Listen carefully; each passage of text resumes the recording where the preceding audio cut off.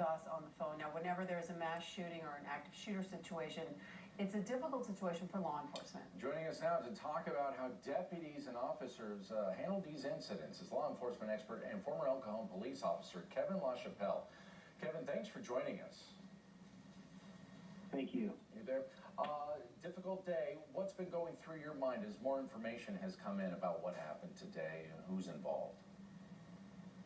Well, I think, just the investigation is just progressing so amazing with just the unity within law enforcement, but also just seeing Poway, this community that's known as a safe family place, as most expect, the people of many faiths in that community being strong, resilient, and really standing together so strong in such a horrible time, especially for the families directly impacted.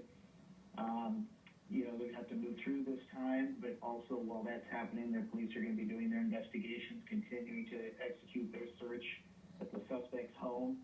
And, it's very, very sad, but it also is amazing just to see the way San Diego works through these situations. And Kevin, we're about just shy of 12 hours since this all happened. What's law enforcement doing right now?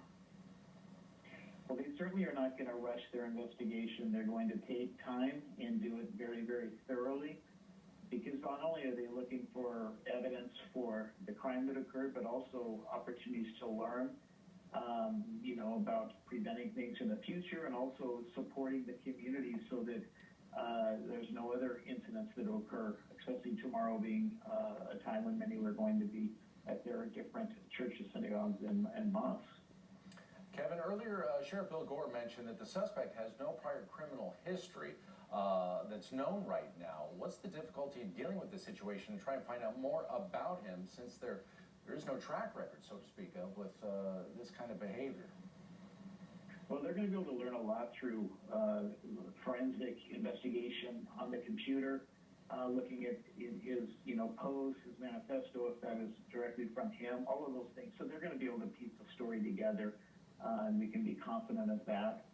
And understanding what caused this individual to be so disturbed to actually commit a crime just as horrendous as this. And based on your experience in law enforcement, what do you make of what we have learned so far about him? That he went in, opened fire. I guess some of the people in the congregation may have stopped him from doing more damage, but he was alone. Then he surrendered rather, I would kind of say, peacefully. What do you make of him? I mean, it's hard to say until we learn more, but I would say that, probably this could have been much, much worse. But I think that people really were acting fairly quickly, people that were there, people that put their life on the line to protect young people, and also the Border Patrol agent that was involved in California Highway Patrol, and just that coordination between the agencies here is really just couldn't be more perfect. Now, earlier we talked about this manifesto, somewhat of an open letter, really disturbing and lengthy, about what was going through his mind, why he was doing this. Is there anything you can take from a person as far as trying to profile or analyze somebody that releases something, a manifesto like this? Well, they will, the FBI has expert psychologists that they're going to be able to really look into this, and they're going to be able to come up with a lot also from interviewing him. But, I think that the greatest thing is that everyone's got to be vigilant, because this is our new future. This is what we see happening now. And so everyone has to start really, really being alert and standing together and being vigilant at all times. So often, I don't know if you can even answer this, I was just thinking as you're speaking, so often in these cases, the gunman either takes his own life or is killed.